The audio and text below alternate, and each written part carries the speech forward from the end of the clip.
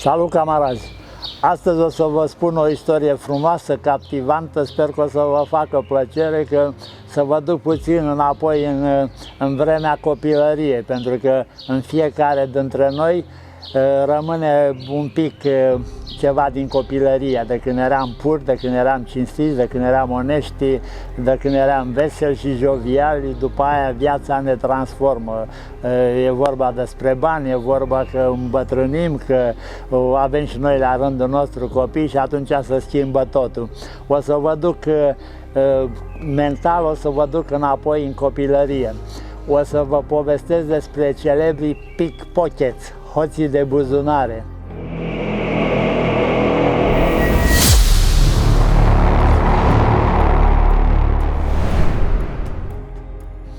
În secolul XVII și în secolul XVIII, în Anglia era foarte mare sărăcie, pentru că tot ce se jefuia și se fura din coloniile africane, asiatice, sud-americane, încăpea pe mâna șmecherilor și fomiștii, adică masa, populația, primea câteva frimituri, dacă le primea și pe alea.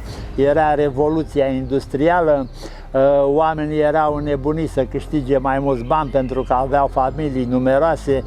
Pe vremea aia nu era ca acum, fiecare femeie avea 4-5 copii, deci vă dați seama, 4-5 guri de hrănit a ei și a bărbatului deja se făceau 6-7 guri. Deci era greu să ajungi la liman cu 6-7 guri de hrănit. Salariile erau foarte joase, mai mult așa de formă, deja de fapt le ajungea mai mult pentru pâine. Îmbrăcăminte una alta mai primeau, eu știu, uneori de la bogătani sau de la burghezi mai înstăriți care mai aruncau lucruri vechi, nu știu ce, mai erau transformate, cămășuțele, pantalonii, gecile, paltoanele erau că... Țin minte că și eu în copilărie am pomenit treburile astea când mama mea sau alte mame, vecinele noastre, remodelau hainele vechi, paltoanele vechi ca să mai poarte un copil, un băiețel, o fetiță. Așa era și la Londra. Londra avea o zecime din populația Angliei la epoca respectivă. Începuse industrializarea, venise ei, cotropiseră aproape toată lumea, Marele Imperiu Britanic, furaseră foarte mult, dar cum v-am zis, încăpuse pe numai pe câteva mâini, restul erau pe un fel de sclav, să zicem așa. Deci oamenii o duceau greu, erau boli, erau nevoi, erau sărăcie, erau amărăciune, era foamete, mulți dormeau pe stradă, mulți copii erau orfani, mulți n-aveau pur și simplu unde să mai ducă, ori măsa și tasul îi dătuse afară, ori de la când îi născuse îi lăsase pe stradă sau așezase pe treptele unei biserici. Deci cum e și la noi în ziua de azi cu cei numiți căminiștii. Deci copiii ăștia născuți pe stradă rămâneau pe stradă uneori până la moarte sau până la bătrânețe. Atunci ce se întâmpla? O parte dintre ei, volens-nolens, apucau de furat. Au ajuns celebri prin romanele lui Charles Dickens și multe alte romane, cum se organizau ei la Londra. De exemplu, copiii mici de 5 ani, 7 ani aveau mânuța foarte îngustă, deci era foarte ușor să strecoare într-un pantalon, într-o vestă, într-un palton, în ceva, să tragă portofelul sau bursa, cum se zice, punga cu bani.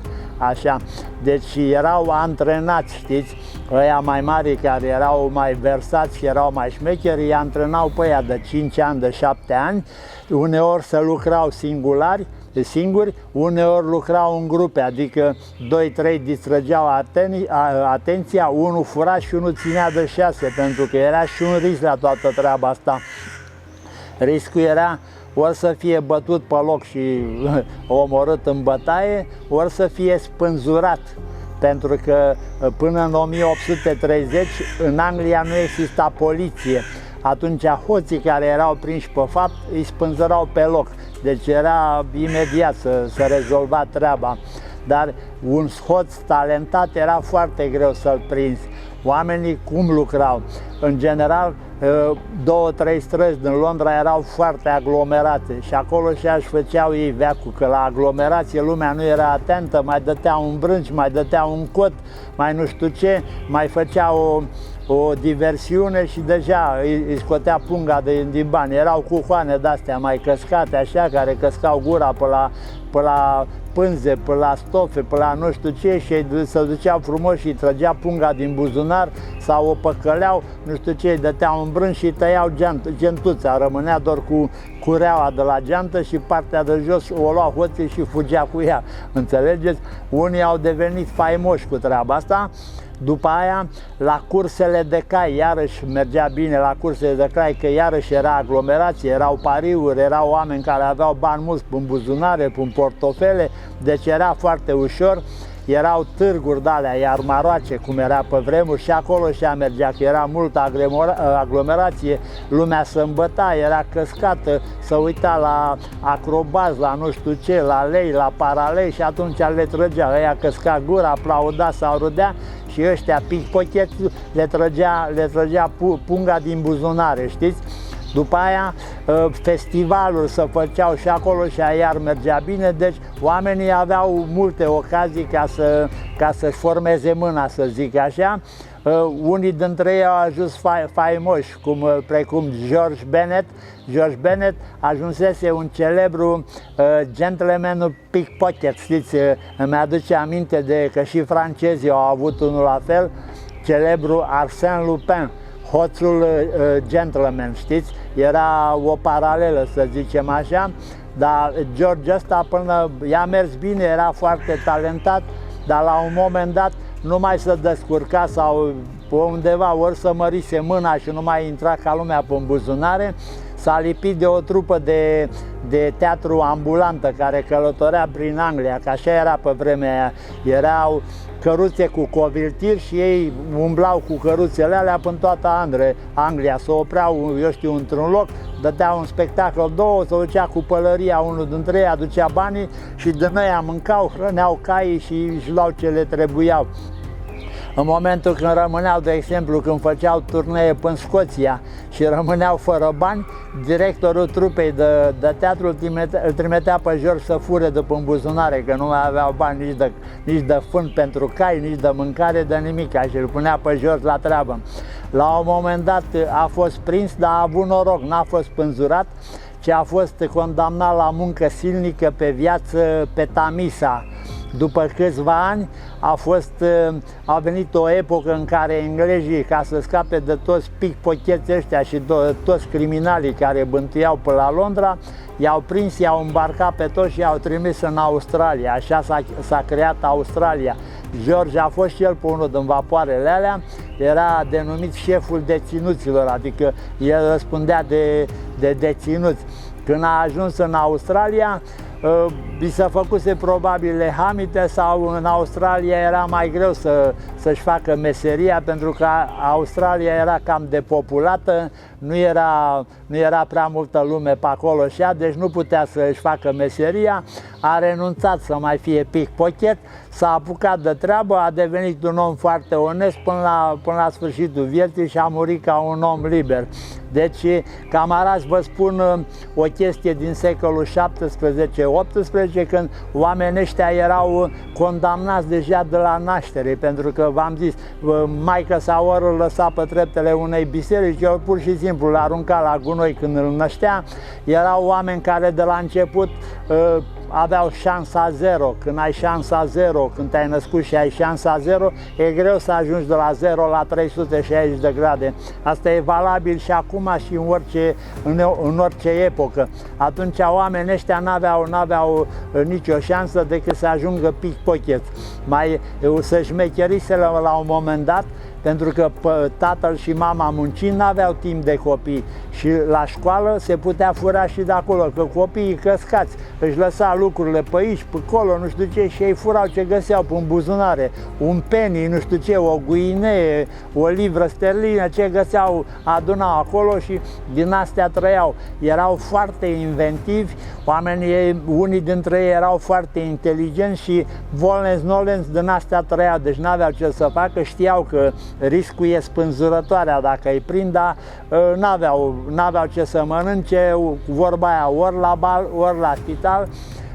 Nu știu ce să zic eu, nu-i condamn, mi s-a întâmplat și mie acum câteva zile, m-am dus la obor să-mi cumpăr pește și am văzut că se lipise unul brusc, așa, ședeam în față pe scaunul din dreapta la troleibuz și am văzut că brusc unul s-a apropiat de mine. Mi s-a părut ciudat așa, dar nu m-am gândit. La un moment dat i-am simțit deștele pe buzunarul meu, dar aveam buzunarul pus pe pantalon așa și era gol, n-aveam nimic, că eu țin totul pe partea dreaptă, așa, și n-aveam nimic, că mi-am dat seama, era un hoț. După aia s-a dat mai în spate, a văzut că m-am prins, s-a dat mai în spate, s-a așezat jos și se uita la un moș și la o babă vis-a-vis de mine. Moșul era cam tântălău, se vedea de la o poște, era de la care vorbea tare în tramvai pe acolo, așa cum se zice. Și probabil că l-a ginit și el, că avea vreo 50 și ceva, deci era hoț de modă veche, că am mai întâlnit și la Pârnaie unul la 70 de ani, tot așa, era hoț de buzunare, pentru că oamenii cu asta au rămas, cu asta mor, nu mai sunt capabili sau nu le mai arde să mai învețe nimic. Să zic așa, sunt puțin limitați, cum spun nemții cu șoi clape, văd doar înainte cum are calul clapele. Deci ăsta când a văzut că n-a mers la mine, s-a fixat pe moșul ăla, l-a ginit, că când te apropii de obor, ei se urcă în ultimele 3-4 stații, știi, și ăsta așa se urcase, mi-am adus aminte după aia. Când se coboare își pusese o geacă pe mâna stângă ca să ia cop, dar prostul nu și-a dat seama că eu îl vedeam din spate, deci era un hoț prost. Și am văzut când i-a băgat mâna lui moșul și i-a tras portofelul, știi? N-am zis nimic, am coborât.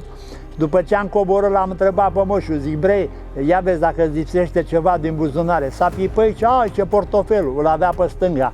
Zic, du-te repede, unul de 50 de ani, dar nu chema poliția, du-te și zici să-ți dea, amenință-l cu poliția, dar nu chema poliția. Și s-a fugit moșul după el și cred că i-a dat portofelul, că nu putea să riște scandal. Deci nu știam că se mai practică și la București, acum vreo 15 ani știu că se mai făceau în 311, când ședeam la Baba Novac, era o gașcă de 2-3 hoți, odată încolțiseră o fetiță și i-a luat telefonul. Da, e o chestie depășită, știți, acum zic eu, să-mi scuzați expresia, numai proștii mai fac asta, furtul din buzunare, că îți dă pușcărie multă și ce poți să scoți, 100-200 de lei, nimica, deci îți iei 4-5 ani pentru 100 de lei care îi mănânci în 2 zile, deci total neproductiv. Deci, camarazi, v-am povestit despre pickpockeții din Anglia, despre hoții care mai sunt încă prin România de buzunare. Sper că v-a plăcut. Dacă v-a plăcut, dați share, dați like, faceți abonamente și rămânem împreună precum catarii. Pa, camarazi!